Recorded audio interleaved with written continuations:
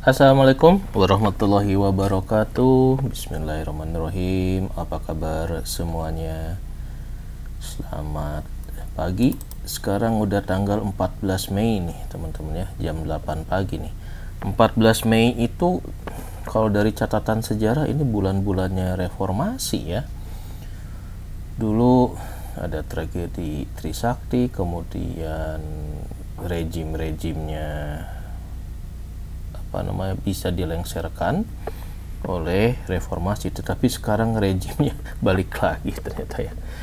Reformasi yang banyak korban harusnya membawa nasib kita semakin berseri-seri gitu ya, hidup makin mudah, kebutuhan sembako murah, sekolah murah, mau kuliah nggak bingung sama UKT dan lain sebagainya.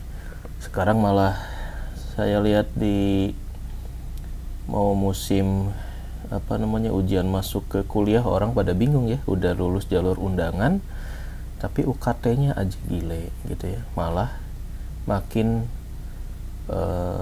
gelap gitu buat anak-anak yang punya otak cemerlang tapi ekonominya pas-pasan, malah makin suram gitu ya. Kenapa? Karena UKT yang di luar nurul. Nah itulah ya, kita coba belajar literasi investasi ini biar kita nasibnya lebih baik lah ya, tidak menggantungkan sesuatu di masa depan yang ternyata itu cuma harapan doang. Bagaimanapun balik lagi bahwa pengelolaan keuangan itu yang berperan ya. Nah kita mau bahas apa nih? Oke, kita mau bahas ada satu saham yang agak-agak menarik nih ya. Menarik karena ini udah hampir setahun lebih ini tidur nih.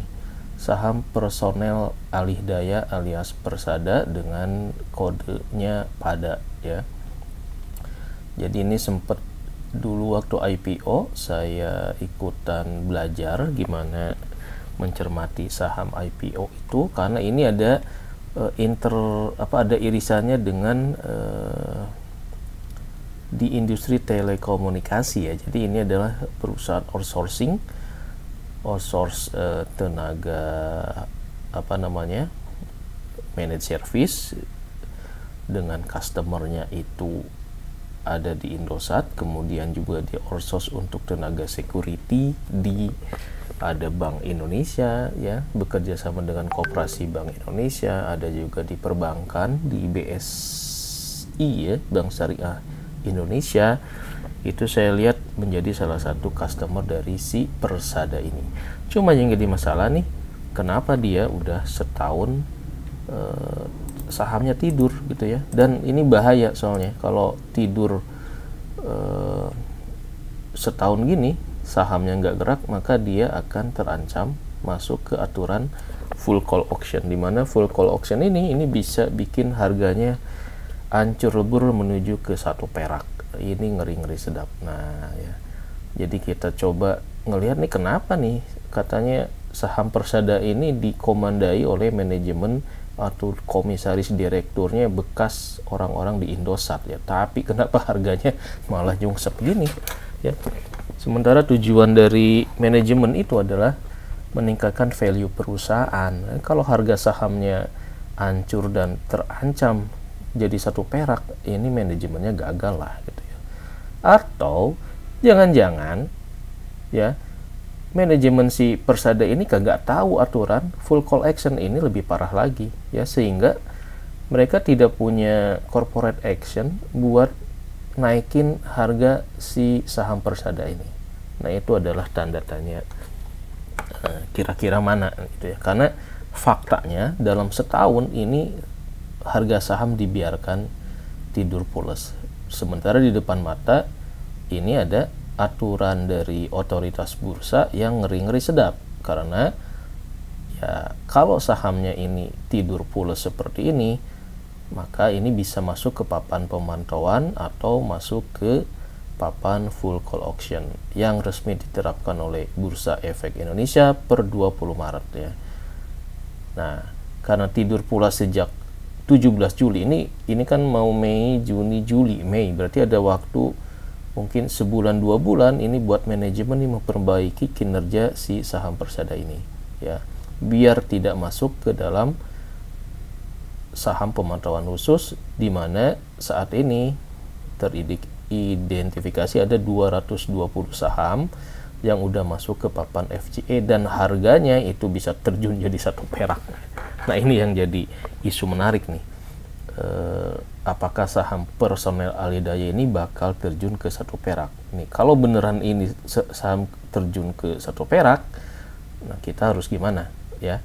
Apakah ini peluang atau buat manajemennya ini ancaman? Karena kalau orang punya duit banyak, dia bisa borong saham di publik, ya, bisa masuk jadi jajaran manajemen gitu.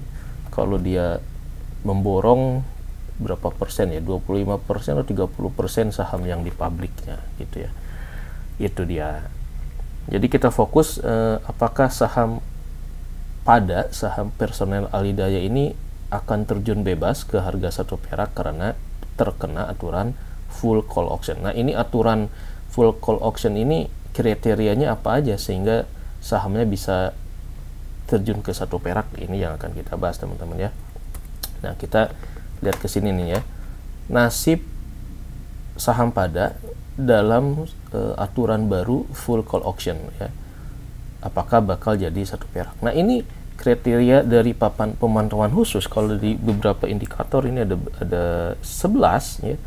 Maka si saham Persada ini masuk di kriteria pemantauan yang nomor 1 gitu, ya, yaitu harga rata-rata saham selama 6 bulan terakhir di pasar reguler dan atau pasar periodik, ya, kurang dari 51 perak. Nah, ini nih udah tinggal kena vonis aja sih menurut saya, ya. Karena data dari yang saya miliki, si saham Persada ini dia udah tidur lama nih, ya, dari terakhir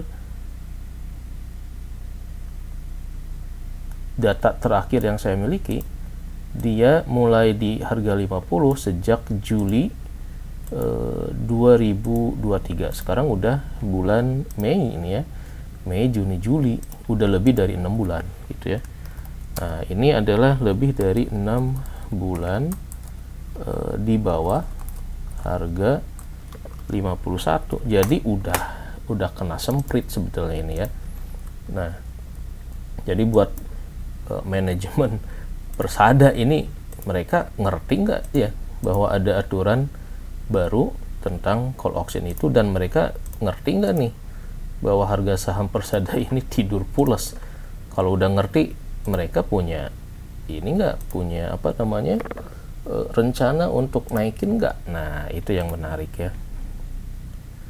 Kita kilas balik dulu nih, teman-teman. Kalau dilihat dari prospektus, memang ruang lingkup si Persada ini masih fokus di managed service atau di outsourcing, ya, jasa tenaga kerja, di mana bisnis jasa tenaga kerja itu bisnisnya, ya, memang marginnya tipis, ya.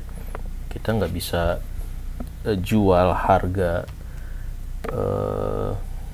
ke usersnya dengan harga yang premium gitu, karena paling juga di atas UMR gitu. Yang paling bisa dimainkan adalah memperluas bidangnya gitu, ya. Nah, pada saat IPO dulu nih harganya di 100 perak dan sempat menjadi 156, ya. Nah, apakah di tahun ini bakal balik lagi ke 156 seperti si FECT, ya? FECT juga sempat ke 50, sekarang udah balik lagi di atas 130 karena kinerjanya bagus. Cuma masalahnya nih, si kinerja Pada ini di Q1 atau Q4-nya, ya, ini malahan hancur gitu, ya. Nah, si saham Pada akibat dia terlalu banyak investasi, ya, biaya-biaya penyusutan dan amortisasinya naik, jadi labanya juga, net income-nya malah turun gitu, ya. Habis IPO malah turun gitu. Ini aneh gitu, ya. Aneh dalam arti ini manajemennya gimana sih, nggak jaga kinerja, padahal buat investor-investor di bursa yang bener-bener kejam gitu, ya. Ini kalau rugi gini udah harga sahamnya bakal hancur gitu, nggak ada momentum, nggak ada sentimen positif gitu ya. Nah sebenarnya ini yang harus dijaga nih, manajemen harus ngakalin nih biar biaya penyusutan sama amortisasi nggak bikin posisi laba ruginya jadi minus gitu ya. Ya rubah-rubah lah gitulah umur penyusutan amortisasi, panjangin gitu, yang penting di button line-nya ini tetap positif gitu ya.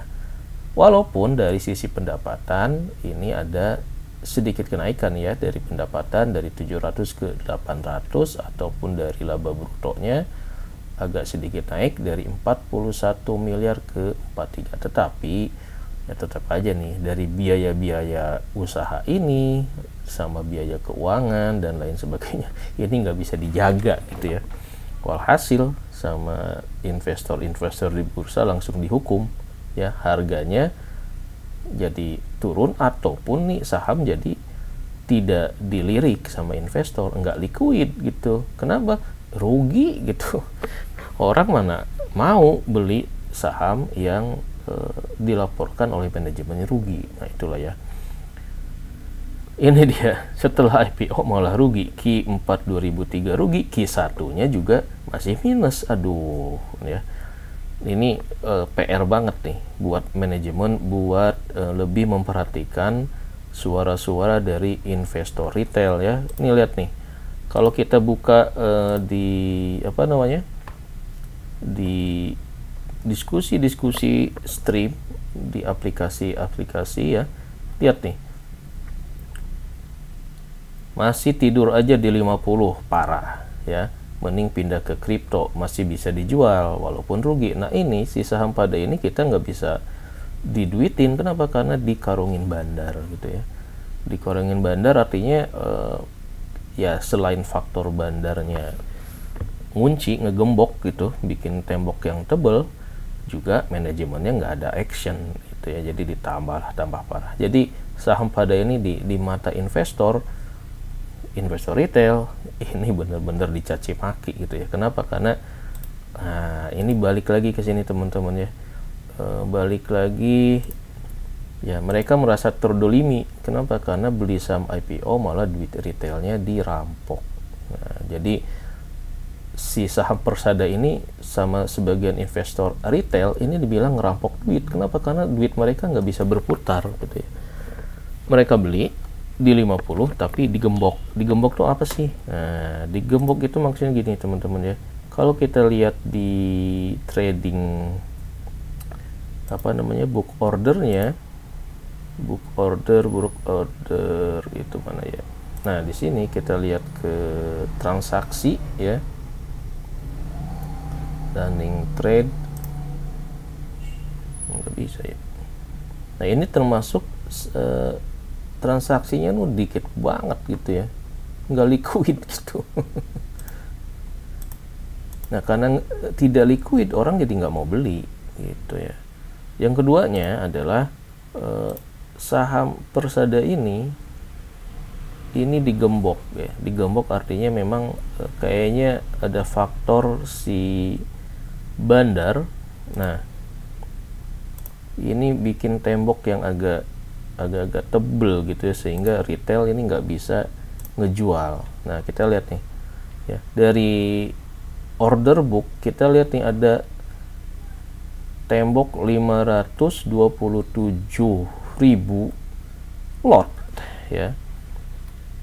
Jadi kalau kita cuma punya sekian lot, ini kalah sama satu pihak yang masang penjualan order lotnya di 520.000 lot. Jadi ini nggak akan bisa ya. Kita punya misalkan 1000 lot pun kalau kita jual ini akan kalah, karena secara sistem maka transaksi yang diprioritaskan adalah yang volumenya banyak. Sementara di sisi penawaran di sini ini juga yang peminatnya ini ya minim juga, nggak ada juga gitu ya. Per hari paling cuma berapa puluh lot gitu. Nah inilah yang menyebabkan si saham Persada ini nggak liquid gitu ya. Jadi ini PR besar nih buat manajemennya, gimana biar si saham Persada ini liquid ya. Kasihan nih investor retail ya, kena rampok namanya. Dirampok duitnya sama saham Persada gitu, karena manajemennya nggak maintain gitu ya. Ini benar-benar meskipun ini adalah mekanisme pasar saham, tapi kalau harganya rendah, manajemen juga gagal gitu ya, tidak bisa meningkatkan kapitalisasi pasar dari perusahaan yang dia pimpin gitu. Kalau bukan mayoritasnya bukan koperasi, mungkin manajemennya udah diganti itu gitu ya. Cuma ya itulah karena manajemennya pemegang sahamnya mayoritas dari koperasi, ini agak unik juga nih si saham Persada ini ya. Nah, yang kedua yang menarik juga adalah saham Persada ini udah melewati lock up period. Tetapi ini yang bagus adalah pemegang saham mayoritas ini tidak melakukan penjualan gitu ya. Nah, ini salah satu pemegang saham yang agak mayoritinya adalah Pak Sigit Kuncahyo nih, ini ya. Nama pemegang saham yang memperoleh saham jumlahnya ada, dia nilai nominal 20 perak. Segini ya. Dia beli 20. Oke. Nilai nominal 20.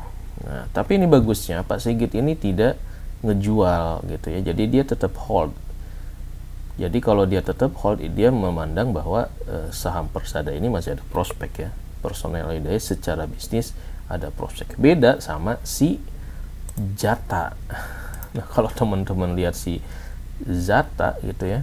Ini Zata ini agak-agak kurang ajar memang ya. Nah, kalau Zata ini si pemegang sahamnya ini jualan terus. Mana ya? Zata. Kok belum ada ya Zata? Kita lihat di Stockbit deh ya. Nah, nasibnya si saham Pada secara etik bisnis manajemennya itu agak lebih bagus daripada si Zata ini. Nah, ini kenapa ini kita bahas, karena saya takut saham Persada ini nasibnya bakal kayak Zata. Kenapa? Karena dia masuk ke ini nih, efek bersifat ekuitas dalam pemantauan dan masuk ke papan ini ya, papan full call auction, sehingga sahamnya nih jatuh jadi 9 perak. Dan tidak mungkin si Persada ini akan juga nasibnya masuk ke papan full call auction. Kenapa? Karena udah lebih dari 6 bulan harga sahamnya kurang dari 51 perak. Nah, jadi hati-hati buat yang pegang Persada ini, harus punya posisi. Jika nanti misalkan dia beneran masuk ke FCA dan turun jadi 1 perak, nah ini saatnya kita average down ya, saatnya borong ya, biar rata-rata yang saham kita yang di atas 50 bisa lebih rendah daripada ini ya. Saya sih berdoa biar kena FCA aja lah, biar nyungsep sampai 100 perak gitu ya, lebih enak gitu. Biar manajemen juga gitu.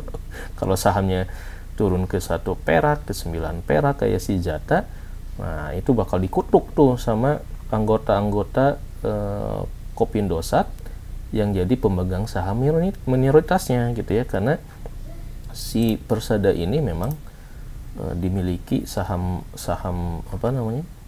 mayoritasnya oleh anggota koperasi. Ini salah satu keunikan dari saham Persada ini, karena bukan dimiliki oleh individual ya, ini dimiliki oleh koperasi, di mana koperasi ini banyak orang kalau ngambil keputusan harus pakai RAT dulu gitu ya. Oke, mana ya? Nah, ini pada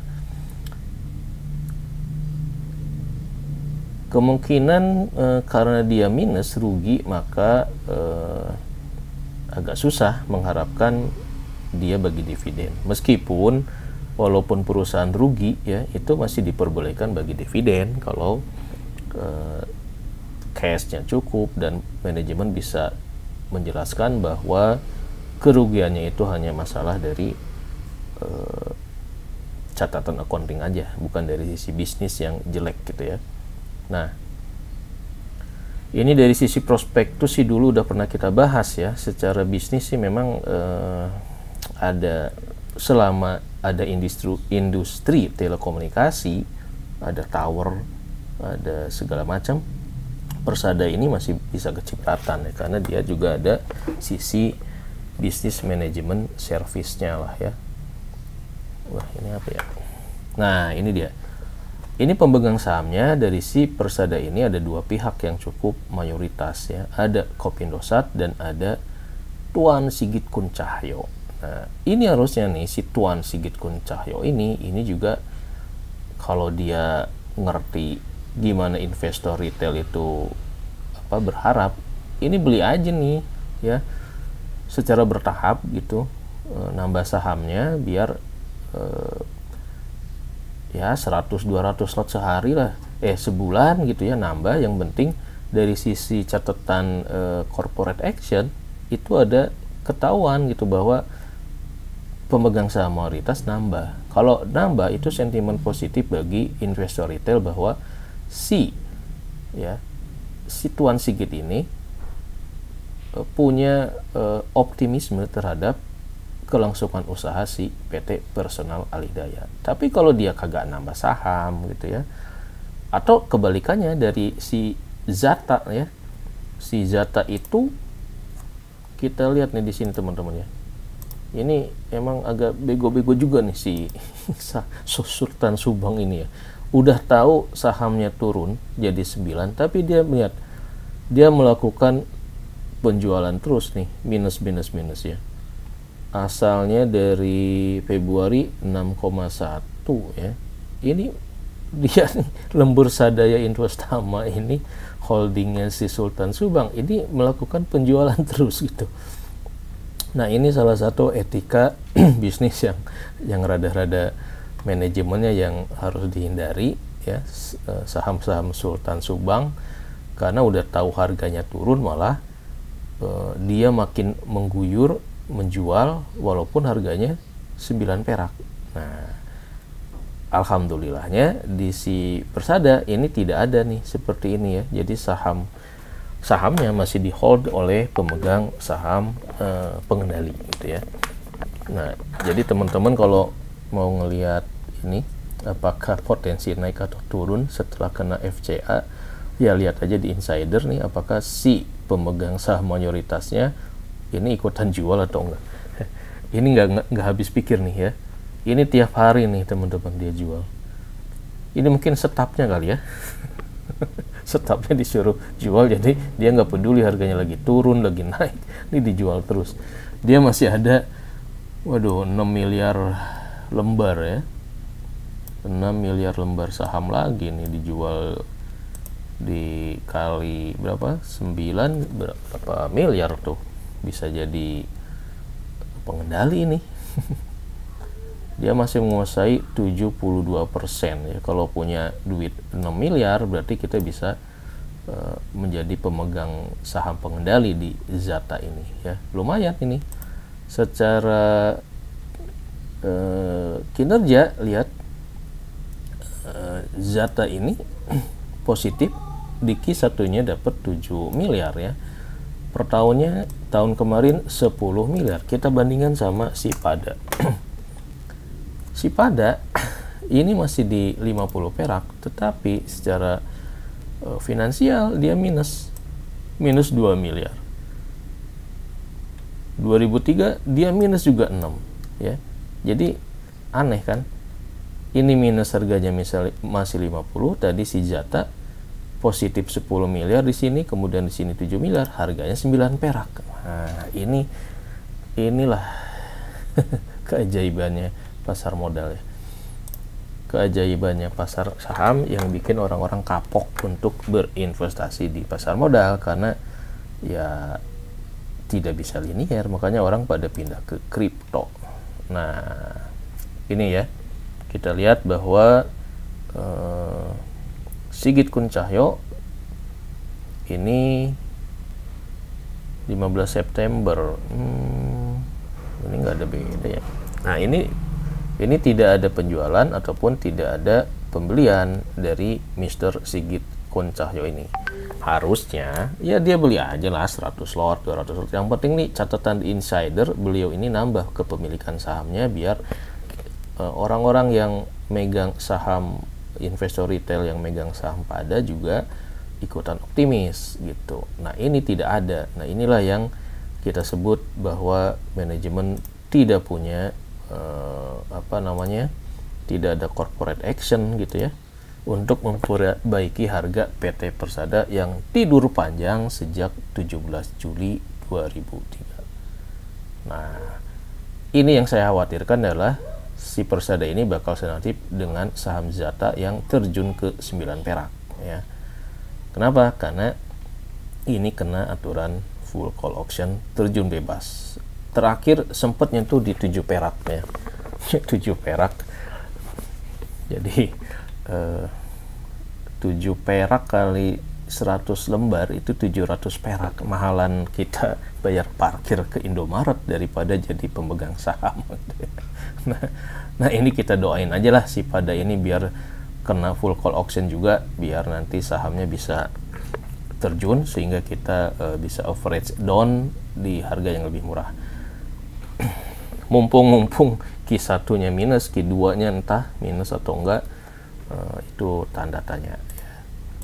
Nah, jadi karena posisinya dari pemegang saham ini agak unik ya, bukan dari perseorangan tapi melakukan koperasi, maka kelihatannya ini bakal lebih mengandalkan ke figur Mr. Sigit ini nih untuk mengerek harga saham biar agak naik ya.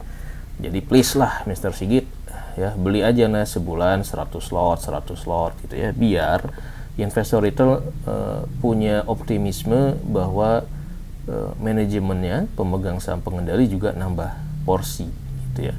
Biasanya sentimen-sentimen seperti itu yang dibutuhkan agar suatu saham itu bisa naik. Jadi orang juga ngelirik lagi. Kalau kayak sekarang nggak ada actionnya, boro-boro ngelirik gitu ya.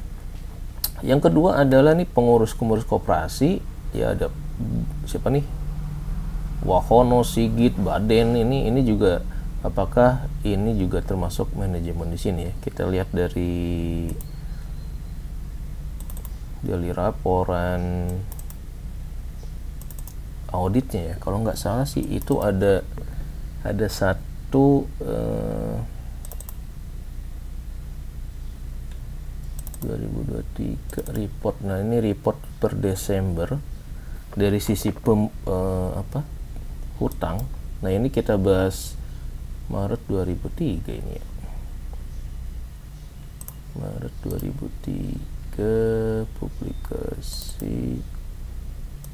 Sebentar kita lihat dulu semester 2 yang mana ya. Laporan keuangan.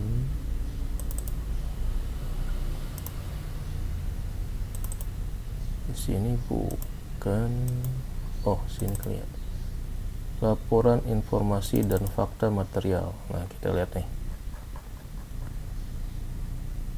Nah, ini sebetulnya dari sisi bisnis sih, Persada ini cukup ya, meskipun nggak terlalu optimis, tetapi orderannya sih ada terus. Kenapa? Karena dia ada di backbone-nya bisnis telekomunikasi gitu ya. Jadi dia akan selalu dengan pengalamannya gitu ya, dia punya pengalaman yang panjang di dalam pemeliharaan jaringan, maka pasti bakal sedikit banyak pengalamannya itu ada manfaatnya buat masa depan dia gitu ya. Desember 2003 ini Q1 kita bakal lihat ini Q4-nya mana ya. 2003. Nah, ini dia teman-teman ya. Kita lihat sebetulnya kalau dari laba usaha dia masih oke ya. Tapi dari sini ada beban keuangan nih. beban keuangan 8 miliar sendiri, akhirnya jadi minus. Beban keuangan ini apa ya, 27, padahal dia baru IPO gitu.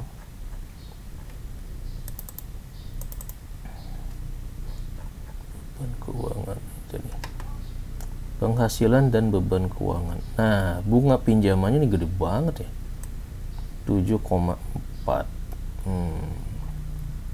Nah, jadi meskipun udah IPO tapi dia masih membutuhkan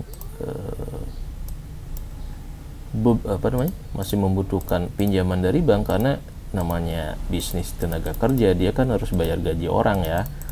Jadi kalau cashnya nggak cukup nih, sementara orang yang kerja kan harus digaji, nah otomatis dia harus ngutang mulu gitu.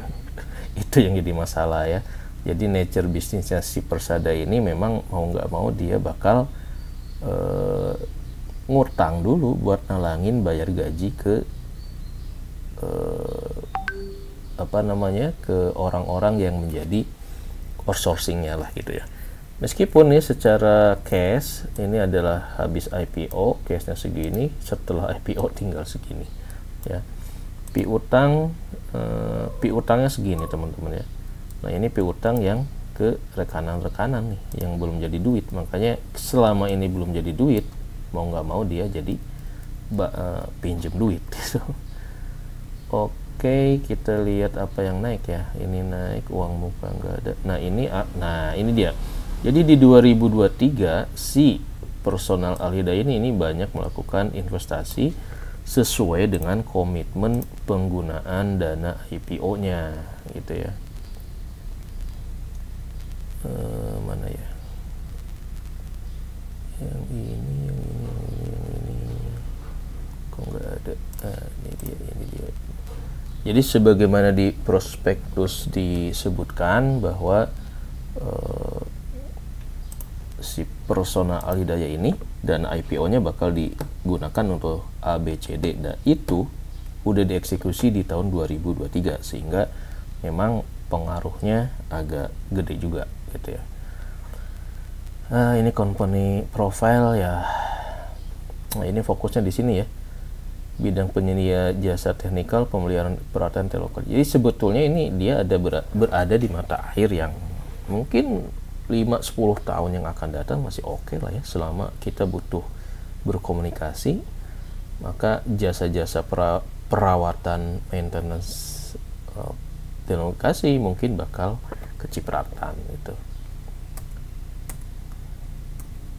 Ya, ini kisah-kisah dulu IPO ya, kayaknya sih masih relevan untuk kita bahas. Nah ini juga yang jadi periode lockup ini juga harus dieksplorasi nih, apakah setelah periode lockup ya, anggota koperasi ini yang dapat bonus saham Persada nih bakal jual saham. Jadi PR-nya manajemen itu sebetulnya gede gitu ya, karena anggota-anggota si Kopindosatnya nih ketika mereka IPO, nah ini ya, ketika ini di IPO kan, anggota-anggota koperasi ini dapat bonus saham gitu ya. Nah bonus saham ini kalau harga sahamnya di 50 kagak bisa dijual dong gitu ya, kagak bisa jadi duit. Nah jadi concern harga saham itu sebetulnya udah menjadi misi ataupun amanah dari manajemen si personal Al-Hidayah ini untuk meningkatkan. Nah caranya gimana? Nah caranya sebetulnya ya dia harus agak-agak kong kali kong lah sama si bandarnya gitu ya. Kita lihat nih di sini nih ya. Jadi jangan diam-diam baik itu manajemennya, harus agak-agak kerjasama sama sekuritas, gimana caranya biar si harga sahamnya dinaikin dulu lah gitu ya. Cuma butuh duit 2,6 miliar doang gitu ya.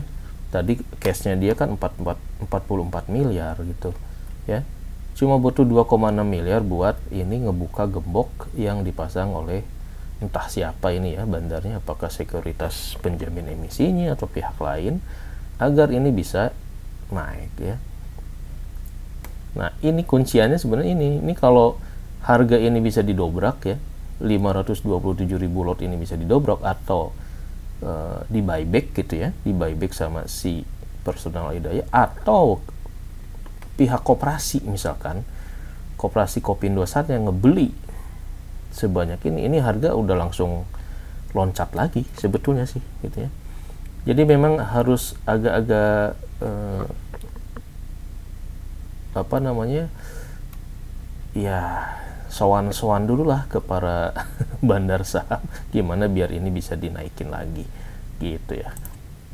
Karena saya lihat di YouTube di channelnya Overpost itu sharingannya siapa ya, Andre siapa, dia cerita tentang gimana ya pemilik perusahaan bekerja dengan bandar, bekerja sama dengan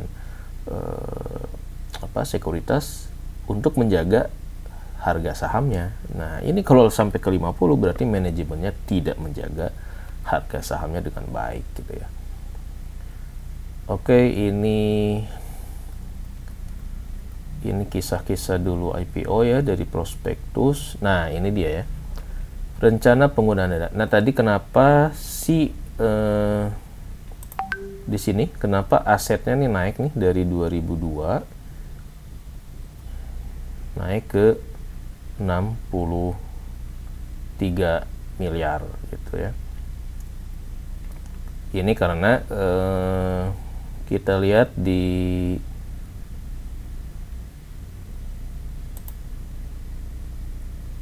mana tadi, di sini.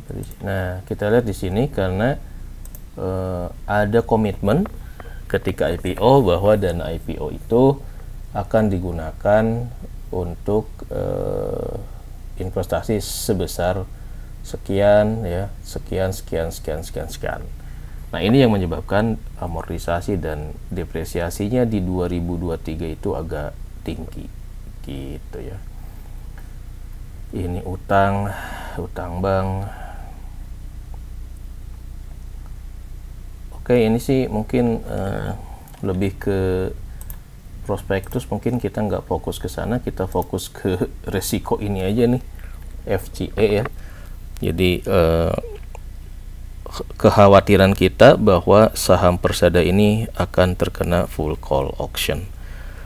Nah, kenapa? Karena kita ngelihat kasus di saham Zata yang turun menjadi 9 perak, bahkan sempat terjun bebas ke harga 7 perak.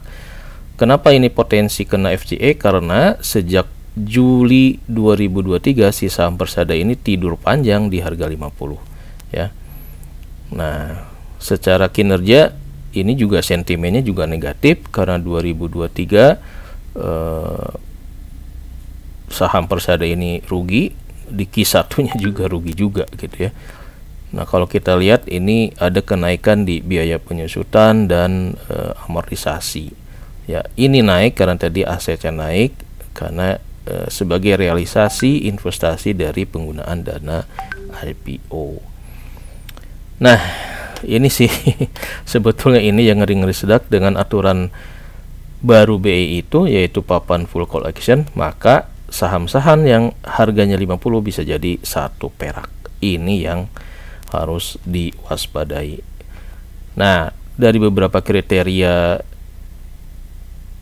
yang bisa masuk ke papan pemantauan khusus, maka di nomor 1 si saham Persada ini udah kena ya, karena sahamnya selama 6 bulan terakhir dia kurang dari 51 perak. Oke. Ya, mungkin itu aja ya. Kalau kita ngelihat prospek dari 2024 ini kelihatannya agak berat gitu ya.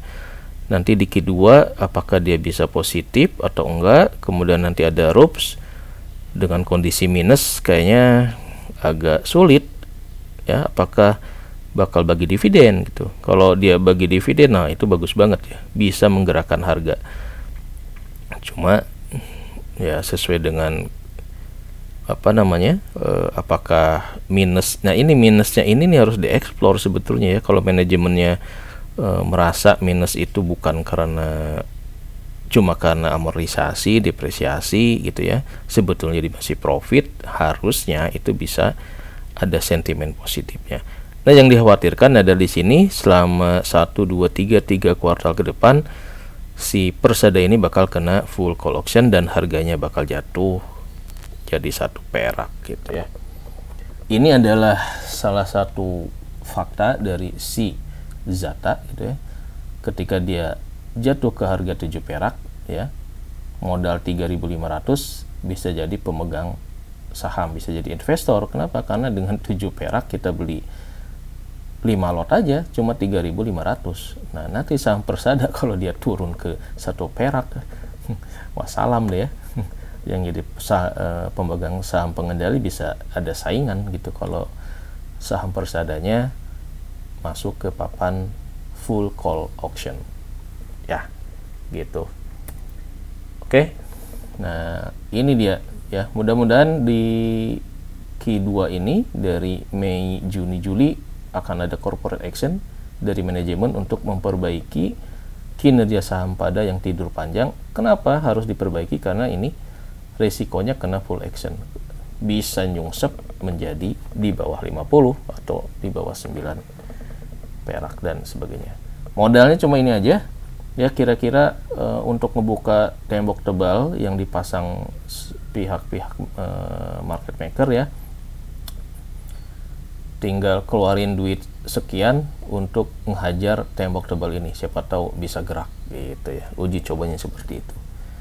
Nah, ini dia nih, saya dapat informasi di medsos bahwa ini bakal ada rapat anggota tahunan Kopindosat di bulan Mei, ini tanggal 22. Nah, mudah-mudahan nih yang jadi member Kopindosat ini menanyakan kinerja saham si Persada ini, terutama ke sini ya, terutama tanya ini bakal kena aturan Bursa Efek Indonesia, bisa kena full call action dan harganya bisa jatuh menjadi 1 perak ataupun terjun di bawah 50 ya, seperti saham si Zata ini.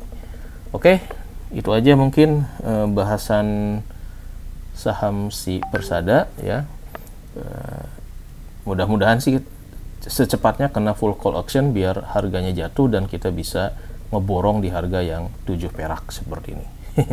Wassalamualaikum warahmatullahi wabarakatuh.